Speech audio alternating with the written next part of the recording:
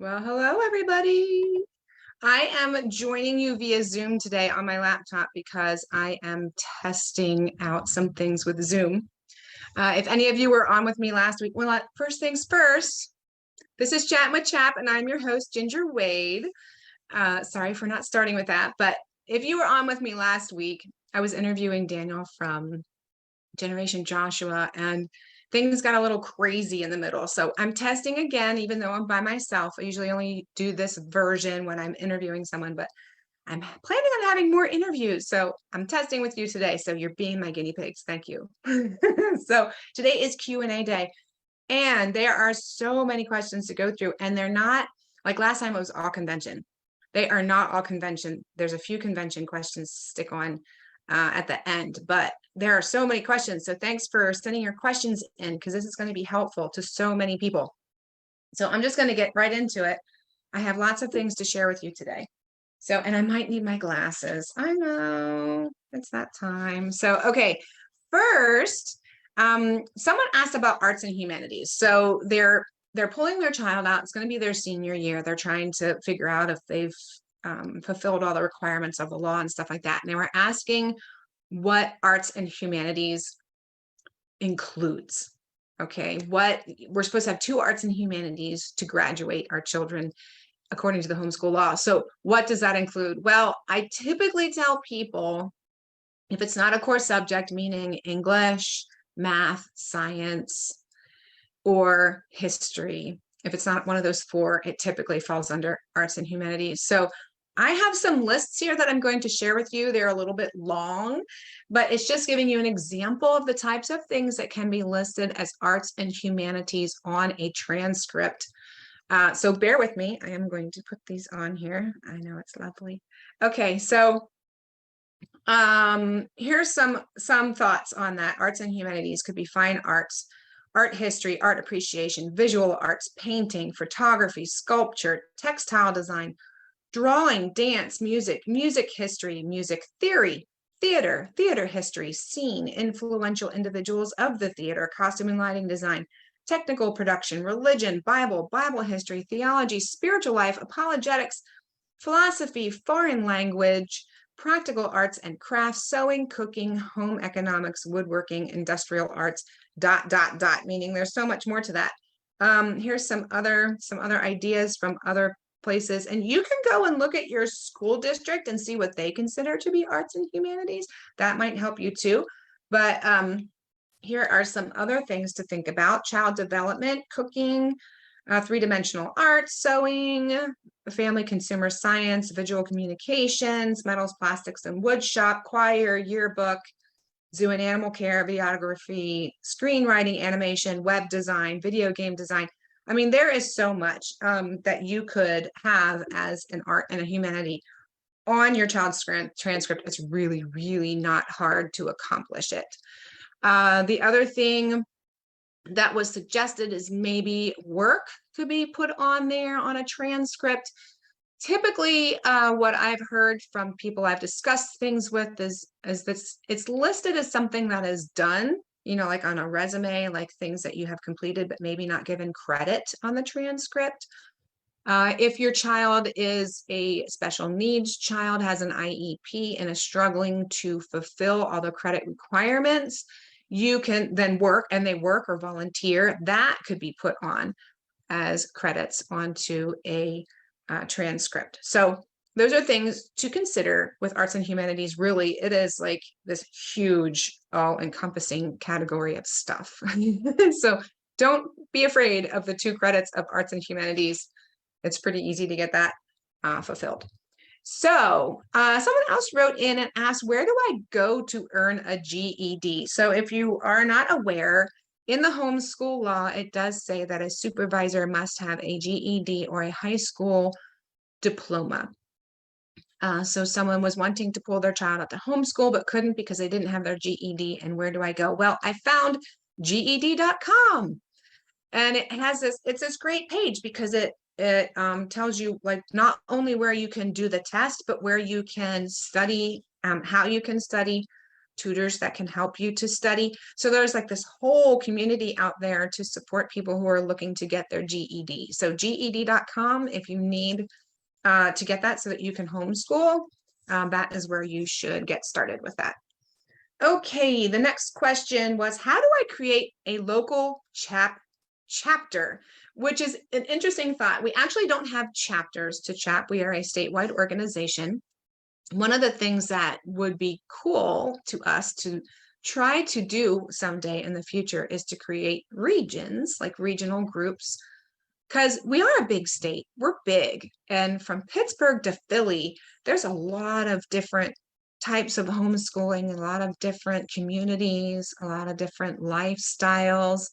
And it would be really great to have regions, that kind of CHAP regions, but we do not have that at this time. So we don't have chapters. So what I suggested to this person was creating a support group, like the Salt and Light group up north, or a co-op. And we list support groups and co-ops on our chaponline.com/resources page. You can search by county there. So what I would suggest is to start a local group with the people who are interested and get yourselves listed on the CHAP web page. That being said, if you're looking for support and information and guidance on getting started, or you want one of us from CHAP to come and speak to your group of people, we are available to do that. We can come talk about getting started. We can talk about high school. We can talk about whatever it is you need support in with homeschooling. Someone from CHAP can come to you, to one of your meetings, and talk to you about that.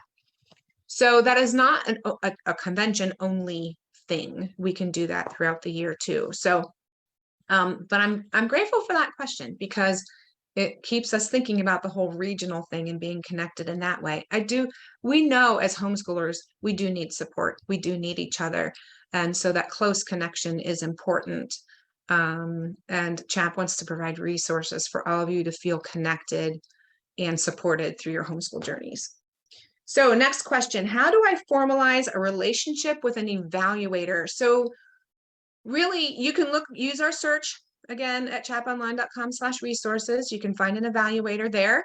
You get their number, you call them or you email them and said, hey, I'm looking for an evaluator. Do you have a slot open this year? Can I talk to you about your style of evaluating or my style of homeschooling to see if we work together? It's as simple as that. I'm sure there's evaluators out there who have some kind of system. There's not a prescribed system that must happen. This is just a reach out and set it up kind of a thing. Just like you would if you were reaching out to a friend or a mentor or something like that. So just reach out to and don't wait, reach out to the evaluator, get on their calendar now, because it is the end of March. We're coming up on April. Evaluators are starting to make their schedules and their plans. And I know some are already evaluating. Okay, so we have through June to get our evaluations done. Okay, what are the deadlines for seniors? So this is an interesting question, because I'm sure in other school situations, there's deadlines when seniors have to have things done by. So when your senior is homeschooling and you're not using a diploma program where you are planning on issuing the diploma, the only deadline for your senior, as far as the law is concerned, is to hand in that final evaluation to the school district by June 30th. That's it. Some school districts will hold a copy of your child's diploma if you want. That is not required by law. I do not do that. We keep our diplomas here at home. Very few people ask for the diploma. They're looking for transcripts and things like that instead. So that's the deadline for you. Get all your things completed and your evaluation done, your requirements completed and your evaluation done, and hand it into the school district by June 30th. And that's that. The next question is related to that. The next question was, who issues the diploma and how does that process work? So going back to the deadlines real quick, if you are using a diploma program, so there's Susquehanna Valley, there's Mason-Dixon, there's a number of diploma programs still out there. They probably have deadlines. You need to check with them on what their deadlines are. I just share with you what the law says. And that was the evaluation only. But the diploma programs are probably a different story. And along with the diplomas, if you are part of a diploma program, obviously they are going to issue your student a diploma. But if you are doing it yourself, if you're not in a diploma program, it is the parent who issues the diploma. Now, we do suggest, if you go out to homeschoolpennsylvania.org, on our diploma page, there is a generic diploma you can use. It looks like it was made like in Microsoft Publisher or something. But we also have one that's from the PDE, the Pennsylvania Department of Education. It has their little PDE stamp on it. It is a parent issued homeschool diploma. That's the one that I use. It was suggested by our HSLDA contact to use that because it has more clout. I take that file and I have it printed on some nice cardstock, glossy cardstock, whatever. I find a friend who is good at calligraphy or a student who likes calligraphy to do the fancy script work of the name and the date and stuff like that. And I sign where the supervisor line is, and I take the diploma to the seniors evaluation, and my evaluator signs the other side, and that is that. There's your diploma. You can do with it what you want. You can put fancy borders on it, or those little pocket card things so they don't get bent or whatever, or just roll it up and tie it with a bow, whatever. However you want to handle it is totally up to you. But you, if you're not using a diploma program, you, mom or dad, are the ones who issue the diploma. You just have to have the senior year evaluator to sign it. That is the stipulation on that. Okay, so that covers everything that is not convention related. We're going to move into some convention related questions now. So the first one was, I did not receive a confirmation email from convention. What do I do? So if you do not know, when you register for convention, you will be sent a, hey, thank you for registering. This is great. It's your confirmation email. It is what gives you the opportunity to be a used curriculum seller, to sign up for Teen Track, or to be a volunteer. Two things. If you did not receive one, check your junk folder or your spam folder. Sometimes they get sent there. If you do not find it there, please write into us at staff@chaponline.com, and it will be forwarded to our registration folks, and they will resend you the confirmation email. So if you don't have it, or you lost it, or you deleted it, or something happened to it, do not worry. Just contact us and we will get you a new copy. Okay, the next question was, is there a date for 2024? So we do not have a date for 2024 at this time. We obviously will be telling you via Facebook and e-news and Instagram and our website once we do have those dates finalized. I do believe we will be trying to stay in the month of May. If you do not know, there are conventions across the nation held by various state organizations. Oh, that's my phone being noisy. Sorry about that. And I wanted to share with you that the vendors that come to our conventions all come to each other's conventions. So we kind of have to work together when we're planning our conventions. So like last year, we unfortunately were at the same time as the one in Virginia, which is why you might have been like, wow, where are the vendors? Well, they were split. They had to choose. So that this year, it's not the case. We went back to May where we used to be. We used to always be in May, and it's better. So yeah, just so you know, we will be looking at the month of May for next year, although we do not have a definite date. Although I will say, you should think about it being on Mother's Day weekend. We actually historically, traditionally have done Mother's Day weekend. So be that as it may, keep that in mind. Okay, next question was, if I volunteer, how much money do I receive in a rebate? So the rebate is the value of the early bird pricing. So if you see our graphic that's out there on the convention site, you will see the early bird pricing is $45. Right now, if you register, because early bird is over, it is $50. So at this point, if you register for convention, you sign up to volunteer. When you come after your volunteer slot, you will receive a $45 rebate check. So you would have paid $5 to come to convention.